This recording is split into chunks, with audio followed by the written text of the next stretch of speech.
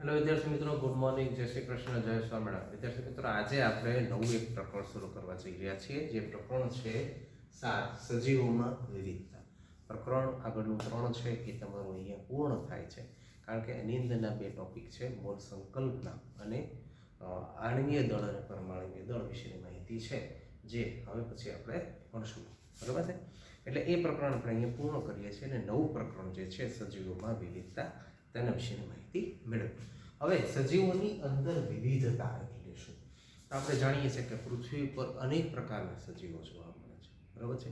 દાખલા તરીકે પશુઓ છે, પક્ષીઓ છે, સૂક્ષ્મજીવો છે, કીટકો છે, તો આ બધા જોવા મળે છે. પછી વનસ્પતિની અંદર જોઈએ તો આપણને મોટા મોટા વૃક્ષો જોવા મળે, નાના નાના છોડ જોવા મળે, પછી વેલા જોવા મળે, પછી બહુ ઊંચા પણ નહીં અને બહુ નાના પણ નહીં.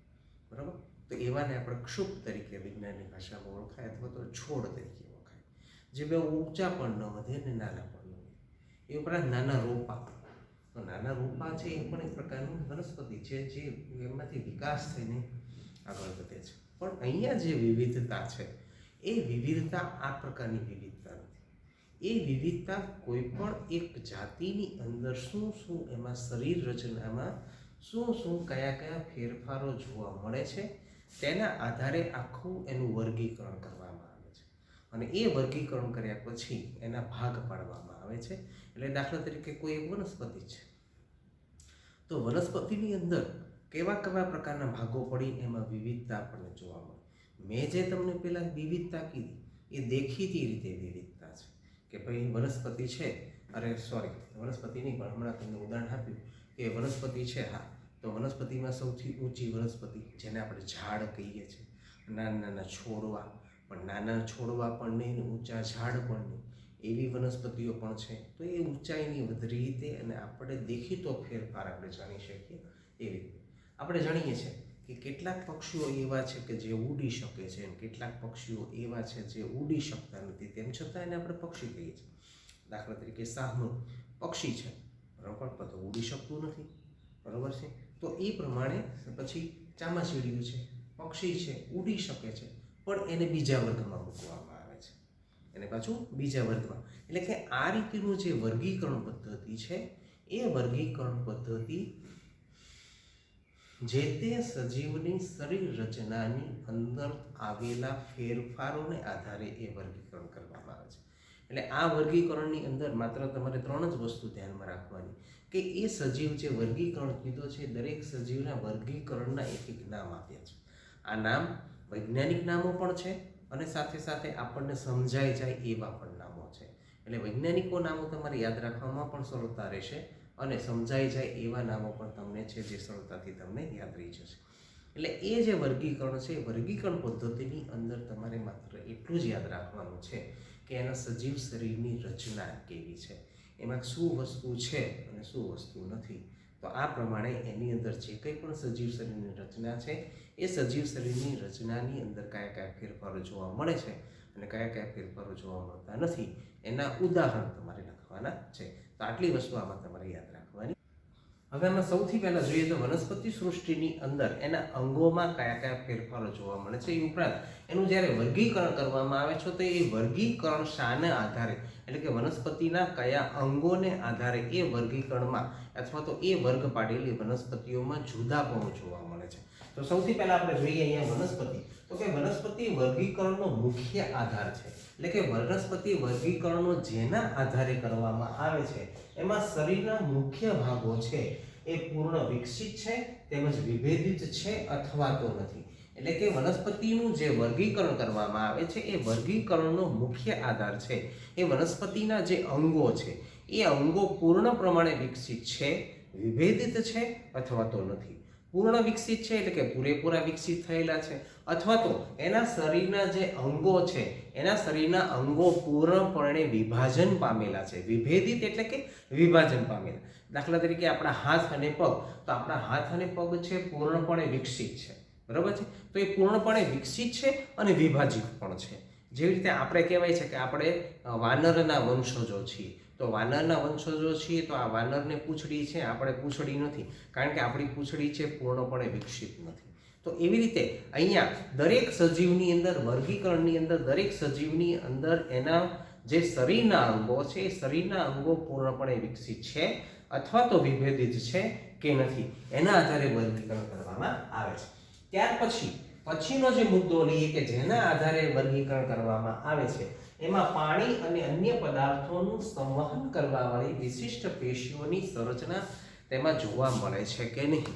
દાખલા તરીકે આપણે ખોરાક ખાઈએ કે પાણી પીએ તો આપણું આખું પાચન તંત્ર છે એ પાચન તંત્ર આપણું પૂર્ણપણે વિકસિત છે.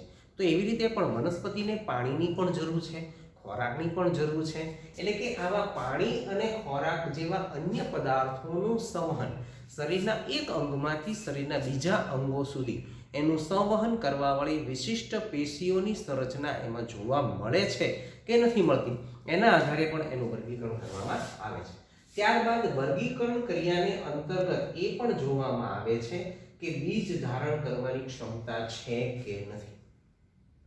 બરાબર, એટલે કે વર્ગીકરણ કરવાની જે ક્ષમતા છે, વર્ગીકરણ કરવાની જે ક્રિયા છે એ ક્રિયાની અંતર્ગત એ પણ જોવામાં આવે છે કે એ વનસ્પતિ છે એ બીજ ધારણ કરવાની ક્ષમતા ધરાવે છે અથવા તો નથી ધરાવતી. કારણ કે દરેક વનસ્પતિ છે અથવા તો દરેક સજીવ છે, હંમેશા આપણે 8મા ધોરણમાં ભણી ગયા કે પોતાના જેવો નવો સજીવ અને પોતાનો વંશવેલો જાળવી રાખવા માટે પોતાના જેવો નવો સજીવ છે એ ઉત્પન્ન કરવાની ક્રિયા કરે છે.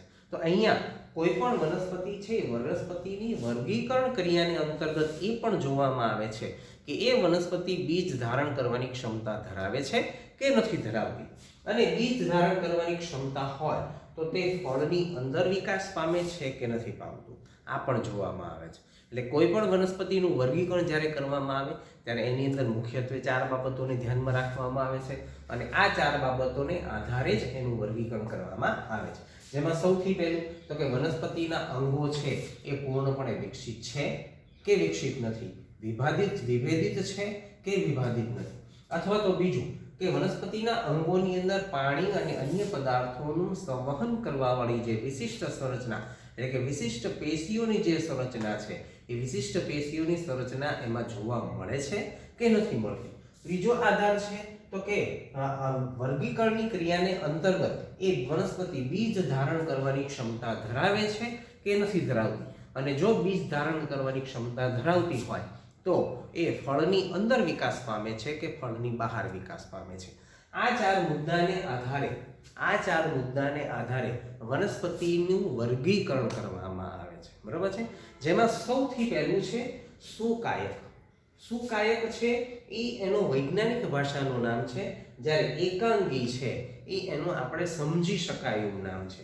એટલે કે એક આંગી સંધિ છૂટી પાડીએ તો એક અંગી એટલે કે એવી વનસ્પતિ કે જેના શરીરમાં માત્ર ને માત્ર એક જ અંગ છે એવી વનસ્પતિને સુકાયક વનસ્પતિઓ તરીકે ઓળખવામાં આવે છે. શું કામ અંગ છે તો કે વિભેદીકરણ જોવા મળતું નથી, કોઈ પણ પ્રકારનું વિભેદીકરણ એમાં જોવા મળતું નથી. એટલે કે એના શરીરના જુદા જુદા ભાગો જોવા જ મળતા નથી. એટલે કે માત્ર એક જ અંગ છે.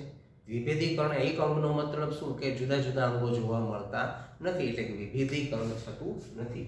અને સામાન્ય રીતે આપણે જોઈએ તો લીલ છે, સામાન્ય રીતે લીલ છે એ એને એક જ અંગ છે, બીજા કોઈ અંગો એમાં જોવા મળતા નથી. અને તે મુખ્યત્વે ક્યાં જોવા મળે છે? પાણી. તો એકાંગી વનસ્પતિ હોય તો એકાંગી વનસ્પતિ, કારણ કે આપણે લીલને વનસ્પતિ કહીએ છીએ. વનસ્પતિ શું કામ કહીએ છીએ? કારણ કે એમાં ક્લોરોફિલ નામનું રંજક દ્રવ્ય છે. અને ક્લોરોફિલ નામનું રંજક દ્રવ્ય છે જેથી તે પોતે પોતાનો ખોરાક પોતાની જાતે બનાવી શકે છે, માટે તેને વનસ્પતિના વર્ગમાં આપણે મૂકીએ છીએ. અને તે શામાં જોવા મળે છે? મુખ્યત્વે પાણી. એના ઉદાહરણો પણ તમારે સાથે સાથે યાદ રાખવાના છે. મેં તમને અગાઉ કીધું ને કે એના શરીરની રચના અને એના ઉદાહરણો તમારે યાદ રાખવાના છે. તો એના શરીરની રચના વિભેદીકરણ જોવા મળતું નથી, એટલે કે એક જ અંગ છે.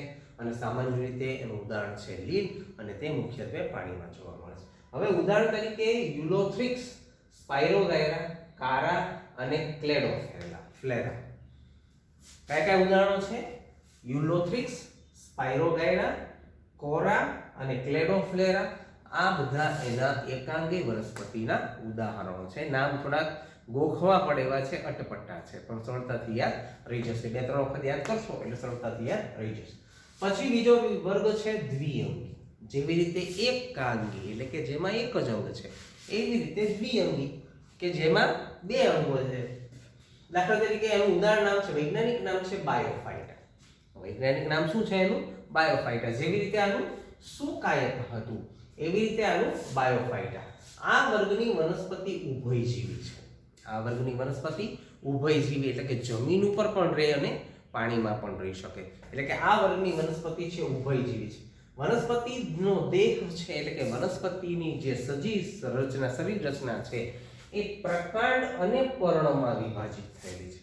એની સજીવ શરીર રચના પ્રકાંડ અને પર્ણમાં વિભાજિત થયેલી છે. એટલે કે અહીંયા વિભાજન જોવા મળે છે. શું જોવા મળે છે? વિભાજન અહીંયા જોવા મળે છે. પાણી અને અન્ય પદાર્થોના વહન માટે વિશિષ્ટ પેશી રચના જોવા મળતી નથી. પાણી અને અન્ય પદાર્થોના વહન માટે એટલે કે જે આ બીજો મુદ્દો હતો એવી કોઈ રચના આની અંદર જોવા મળતી નથી. બરાબર છે? જેના ઉદાહરણ તરીકે છે શેવાળ અને માર્કેન્સિયા. શેવાળ આપણે ખ્યાલ છે, બરાબર છે? શેવાળ છે એ પાણીમાં જ ઉગે છે એટલે કે પાણીમાં પણ રહે છે, અને માર્કેન્સિયા નામની વનસ્પતિ છે એ જમીન ઉપર ઉગે છે. તો માટે એને કેવી કીધી? ઉભયજીવી. બરાબર છે? એટલે વનસ્પતિ દેહ છે પ્રકાંડ અને પર્ણમાં વિભેદિત થાય છે, પણ પાણી અને અન્ય પદાર્થોનું સંવહન કરવાવાળી જે પેશી રચના છે એ પેશી રચના જોવા મળતી નથી. અહીંયા માત્ર એક જ અંગ હતું, અહીંયા બે અંગ છે, પ્રકાંડ અને પર્ણ. બરાબર? એટલે કે એકાંગી એટલે કે સુકાયક, દ્વિઅંગી એટલે કે બાયોફાઇટા, હવે ત્રિઅંગી એટલે કે ટેરિડોફાઇટા. વૈજ્ઞાનિક નામ છે એનું ટેરિડોફાઇટા, અને ગુજરાતીમાં સામાન્ય સમજી શકીએ તો ત્રિઅંગી. એટલે કે એમાં કેટલા અંગો છે? 3. અહીંયા એક જ અંગ હતું, અહીંયા બે અંગ હતા, પ્રકાંડ અને પર્ણ. જ્યારે અહીંયા 3 અંગો થયા, મૂળ, પ્રકાંડ અને પર્ણ. મૂળ, પ્રકાંડ અને પર્ણ. બીજું, પાણી અને અન્ય પદાર્થોના વહન માટે પેશી રચના છે એ જોવા મળે છે. બરોબર? ધીરે ધીરે જોજો તમે એક એક ફેરફાર થયો. એક અંગ પાણી અને વહન, અન્ય પદાર્થોના વહન માટે કોઈ સંરચના એકાંગીમાં જોવા મળતી નથી. 2 અંગો થયા, પ્રકાંડ અને પર્ણ. પાણી અને અન્ય પદાર્થોના વહન માટે બીજું કાંઈ જોવા મળતું નહોતું. આ બંનેની અંદર બીજ ધારણ ક્ષમતા છે જોવા મળતી નથી. બરોબર? ત્રીજું આવ્યું તો ત્રીજામાં ત્રિઅંગી છે, મૂળ, પ્રકાંડ અને પર્ણમાં જોવા મળે, એટલે કે પર્ણમાં વિભેદિત થયેલું જોવા મળે. પાણી અને અન્ય પદાર્થોના વહન માટેની જે પેશી રચના છે એટલે કે વિશિષ્ટ સંરચના ધરાવતી પેશી રચના છે એ ત્રિઅંગીમાં જોવા મળે છે. ઉદાહરણ તરીકે માર્સેલિયા, હંસરાજ અને હોર્સ્ટેલ આ એના ઉદાહરણો છે. બરાબર છે? હવે આગળ જોઈએ તો એકાંગી, દ્વિઅંગી અને ત્રિઅંગીમાં અનાવૃત કે નગ્ન ભ્રૂણ જોવા મળે છે. આ ત્રણેય પ્રકારની વનસ્પતિ, આ ત્રણેય જ્યારે તમને કોઈ પણ એક ટૂંકનોંધ પૂછે ત્યારે આ વસ્તુ તમારે લખવાની સાથે સાથે. બરાબર? અહીં સુધી કે એકાંગી, દ્વિઅંગી અને ત્રિઅંગીમાં અનાવૃત કે નગ્ન ભ્રૂણ જોવા મળે છે. અનાવૃત કે નગ્ન પર્યાય શબ્દ છે. નગ્ન એટલે એની ઉપર કોઈ પણ પ્રકારનું આવરણ ન હોય. બરાબર? દાખલા તરીકે નગ્ન એટલે શું? કપડાં પહેર્યા વગરનો, કે જેને કોઈ પણ પ્રકારના કપડાં પહેર્યા નથી, કોઈ પણ પ્રકારનું શરીર ઉપર એની ઉપર આવરણ નથી. તો એવા આપણે નગ્ન ભ્રૂણ એટલે કે એ જે ભ્રૂણ છે એ ભ્રૂણની ઉપર કોઈ પણ પ્રકારનું આવરણ એની અંદર જોવા મળતું નથી. આપણે આગળના ધોરણની અંદર 8મા ધોરણની અંદર ભણ્યા કે ભ્રૂણ છે, ભ્રૂણનો વિકાસ માદાના ગર્ભાશયમાં થાય. તો ગર્ભાશય છે શું છે? એક પ્રકારનું આવરણ છે જે ભ્રૂણને રક્ષા પૂરી પાડે છે.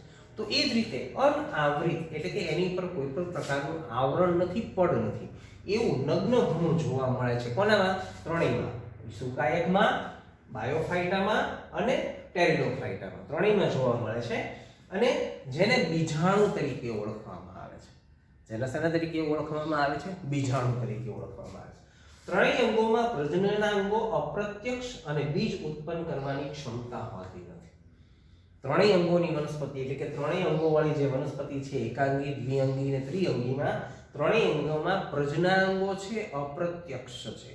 એટલે કે બીજ ઉત્પન્ન કરવાની ક્ષમતા એનામાં હોતી નથી. પ્રજનનાંગો છે પણ બીજ ઉત્પન્ન કરી શકતા નથી. એટલે કે પહેલા જ કીધું ને કે ભ્રૂણ જોવા મળે છે પણ કેવું છે? નગ્ન ભ્રૂણ છે.